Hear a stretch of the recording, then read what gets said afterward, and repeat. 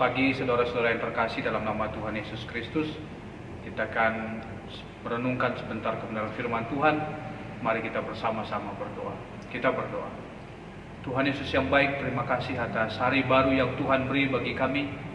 Biarlah sepanjang hari ini kami senantiasa diberkati dan dituntun oleh kebenaran firman Tuhan. Berbicaralah bagi setiap kami yang rindu akan kebenaran firman-Mu ya Tuhan. Dan Roh Kudus yang memberi bijaksana supaya kami boleh memahami apa yang Tuhan kehendaki bagi kami di tengah-tengah kehidupan kami sebagai orang yang percaya. Di dalam nama Tuhan kami Yesus Kristus kami telah siap sedia mendengar Engkau berbicara. Amin. Saudara-saudara yang terkasih dalam nama Tuhan Yesus Kristus, mari kita buka Alkitab kita dari Efesus pasal yang ke-6 ayat yang ke-10. Efesus 6 ayat 10, demikian firman Tuhan. Akhirnya hendaklah kamu kuat di dalam Tuhan, di dalam kekuatan kuasa-Nya. Sekali lagi saya ulangi. Akhirnya hendaklah kamu kuat di dalam Tuhan, di dalam kekuatan kuasa-Nya. Saudara yang terkasih, nats ini dilatar belakangi nasihat dari Paulus kepada jemaat Efesus, bahwa jemaat Efesus telah dibaharui secara status. Mereka telah berada di dalam terang Tuhan, yang pada awalnya mereka berada dalam kegelapan. Sehingga Paulus menekankan kepada mereka supaya mereka senantiasa berjalan di dalam terang itu. Karena itu merupakan status baru mereka sebagai umat yang telah ditebus oleh Tuhan. Dan jangan kembali lagi kepada kegelapan masa lalu. Ini merupakan latar belakang nats ini. Tetapi kemudian di bagian ini, di ayat 10 dan seterusnya, di kitab Efesus pasal yang ke-6 ini, lebih jauh lagi Paulus menasihati supaya setiap mereka yang telah berada di dalam terang Tuhan itu, supaya kuat di dalam Tuhan. Di tengah-tengah pergumulan di dunia ini akan banyak masalah muncul, akan banyak pergumulan muncul, akan banyak godaan yang akan muncul. Dan Paulus menasihati mereka supaya mereka kuat di dalam Tuhan. Maka bagian ini menegaskan secara khusus dari mana sumber kekuatan tersebut. Di satu sisi Paulus menegaskan mereka harus kuat di dalam Tuhan. Dengan demikian sebenarnya kita bisa menangkap hal yang sangat penting dalam hal ini adalah sumber kekuatan itu sendiri. Menghadapi perjalanan di tengah-tengah dunia ini, menghadapi pengaruh daripada hal-hal yang bersifat kegelapan, kita jelas tidak memiliki kekuatan. Kekuatan kita sumbernya hanya daripada Tuhan.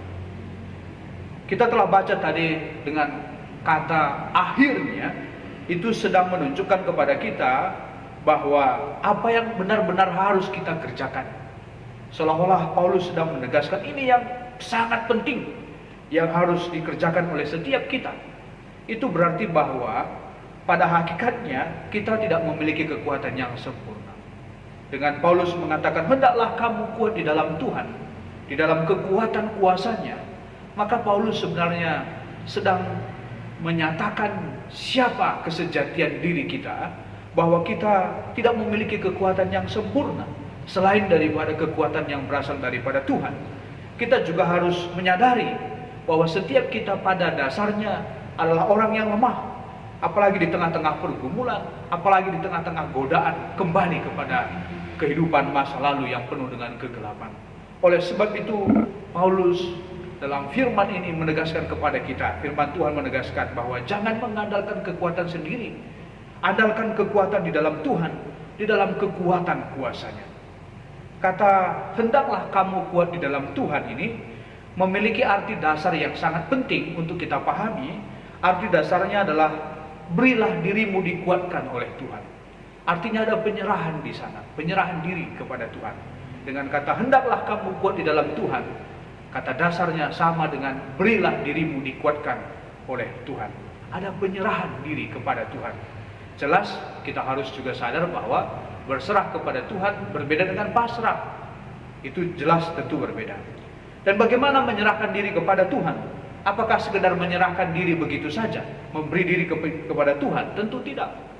Di ayat selanjutnya ada perintah untuk mengenakan seluruh perlengkapan senjata Allah. Maka hendak kamu kuat di dalam Tuhan itu selalu terhubung dengan mengenakan seluruh perlengkapan senjata Allah. Iya kan? Itu yang harus kita gunakan. dengan tujuan untuk melawan tipu muslihat iblis. Hanya dengan jalan itu kita menjadi kuat. Sekali lagi, berserah kepada Tuhan itu. Tetapi pada sisi yang lain, kita juga harus mengenakan perlengkapan senjata Allah. Di bagian ayat berikutnya itu dijelaskan kepada kita. Berserah dengan menggunakan perlengkapan senjata Allah. Karena perjuangan kita bukanlah melawan darah dan daging, tetapi pemerintah-pemerintah, penghulu-penghulu, serta roh-roh jahat yang berada di udara ini. Kita tidak bisa melihat dengan clear, dengan jelas musuh kita sebenarnya. Tetapi keberadaannya ada, meskipun kita tidak lihat dengan jelas. Tetapi ada musuh itu yang harus kita perangi. Maka dengan demikian kita harus berserah kepada Tuhan. Tetapi pada satu sisi yang lain, kita harus mengenakan perlengkapan senjatanya Allah. Adapun perlengkapan senjata itu kita bisa baca di ayat mulai dari 14 sampai 19, antara lain kebenaran, keadilan, kerelaan, perisai iman, ketopong keselamatan, pedang roh, doa dan sebagainya. Perlengkapan-perlengkapan ini.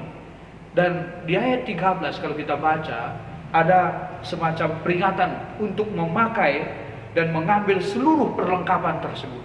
Itu berarti bahwa tidak hanya sebagian perlengkapan itu kita gunakan. Tidak hanya sebagian, tidak hanya satu atau dua perlengkapan yang kita gunakan, tapi justru seluruh perlengkapan itu kita harus gunakan dalam kehidupan kita. Dan kata seluruh itu juga mengingatkan kepada kita supaya kita menggunakan seluruh, mengenakan perlengkapan senjata Allah itu. Tidak hanya di momen tertentu saja, tetapi setiap saat. Karena Paulus sedang mengingatkan kepada kita bahwa seolah-olah hidup di dunia ini sebagai orang percaya senantiasa hidup dalam istilah peperangan. Senantiasa peperangan akan muncul, peperangan akan ada.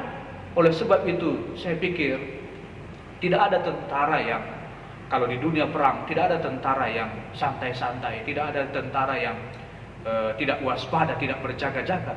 Semuanya senantiasa berjaga-jaga, semuanya senantiasa waspada, berjaga-jaga manakala musuh akan datang. Maka demikian juga kita, posisi kita juga persis seperti yang diingatkan oleh Paulus ini. Kita ada dalam zona peperangan itu, senantiasa, setiap saat dalam hidup kita. Maka tentu kita harus memakai perlengkapan senjatanya Allah itu.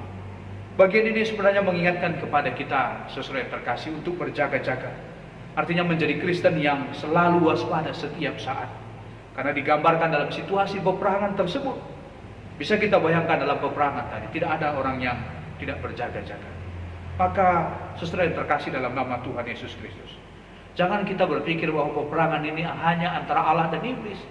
Peperangan ini merupakan panggilan setiap kita daripada Allah melawan tipu muslihat iblis. Artinya kita menjadi orang percaya bukan menjadi orang percaya yang hanya menonton peperangan antara Allah dan iblis, bukan. Tetapi kita sebagai orang yang percaya sudah terlibat di dalam peperangan itu. Kita harus sadar akan itu, saudara yang terkasih. Maka dalam hal ini, kita yang hidup dalam peperangan ini senantiasa berjaga-jaga. Dan ingat, kekuatan kita bukan berasal dari diri kita sendiri di tengah-tengah pergumulan, di tengah-tengah tipu muslihat daripada kuasa kegelapan. Tapi kekuatan kita berasal daripada Tuhan. Maka pada saat yang sama juga kita harus menyerahkan diri kita untuk dikuatkan oleh Tuhan, berserah kepada Tuhan dan dikuatkan oleh Tuhan. Dan pada satu sisi yang lain kita juga harus mengenakan perlengkapan senjata Allah itu. Jadi kekuatan kita ada di dalam Tuhan, dan bagian kita mengenakan perlengkapan senjata Allah seluruhnya, bukan hanya setiap perlu saja, saat perlu saja, tetapi setiap saat kita harus mengenakannya setiap hari dalam hidup kita. Karena apapun ceritanya, kita ada dalam, kalau kita mengandalkan diri kita sendiri, kita jelas lemah. Kekuatan kita ada di dalam nama Tuhan Yesus Kristus. Di tengah-tengah pengaruh, di tengah-tengah godaan untuk kembali kepada kehidupan lama, tetap andalkan Tuhan. Senantiasa berjaga-jaga di dalam Tuhan. Amin. Mari kita bersama-sama berdoa juga buat GBKP Rumbun Klender. Mari kita berdoa. Tuhan Yesus yang baik, kami bersyukur buat renungan yang boleh kami dengar pada kesempatan kali ini. Biarlah senantiasa kami berjaga-jaga dan tidak mengandalkan diri sendiri kami, tetapi justru kami mengandalkan kekuatan yang berasal daripada-Mu ya Tuhan. Biarlah kami senantiasa berjaga-jaga untuk tidak pernah melihat sepele perkara-perkara di tengah-tengah dunia ini, tetapi senantiasa setia kepada Tuhan. Allah kami yang baik, kami berdoa buat GBKP Rumbun Klender, seluruh pelayan, pendeta, mertua, diaken, keluarga, dan juga seluruh pengurus unit pelayanan di tengah-tengah Rumbun Klender. Tuhan senantiasa memberkatinya. Tuhan beri hikmat bijaksana, kekuatan untuk melayani Tuhan lebih lagi di tengah-tengah Rumbun Klender ini. Tuhan juga berkati seluruh jemaat Tuhan bersama-sama dengan pergumulan masing-masing. Engkau tahu Tuhan, pergumulan setiap jemaat Tuhan. Dan berilah kiranya kekuatan, jalan keluar ketika mereka menghadapi pergumulan. Dan biarlah jemaat Klender juga semakin diberkati oleh Tuhan dengan berkat-berkat kesatu hatian, berkat damai sejahtera, sehingga nama Tuhan dipermuliakan lewat pelayanan, lewat keberadaan GBKP Rumbun Klender, baik dalam internal dan juga bagi eksternal. Di luar daripada jemaat Klender juga semakin diberkati dengan kehadiran, keberadaan GBKP Rumbun Klender. Ini doa dan permohonan kami Bapa. Kami mau serahkan hidup kami sepanjang hari ini dalam satu nama Tuhan kami Yesus Kristus yang telah mengajar kita berdoa. Doa Bapa kami, mari sama-sama kita berdoa. Bapa kami yang di sorga, dikuduskanlah namamu. Datanglah kerajaan-Mu, jadilah kehendak-Mu di bumi seperti di surga. Berikanlah kami pada hari ini makanan kami yang secukupnya. Dan ampunilah kami akan kesalahan kami, seperti kami juga mengampuni orang yang bersalah kepada kami. Dan janganlah membawa kami ke dalam pencobaan, tetapi lepaskanlah kami daripada yang jahat. Karena Engkau-lah punya kerajaan dan kuasa dan kemuliaan sampai selama-lamanya. Amin.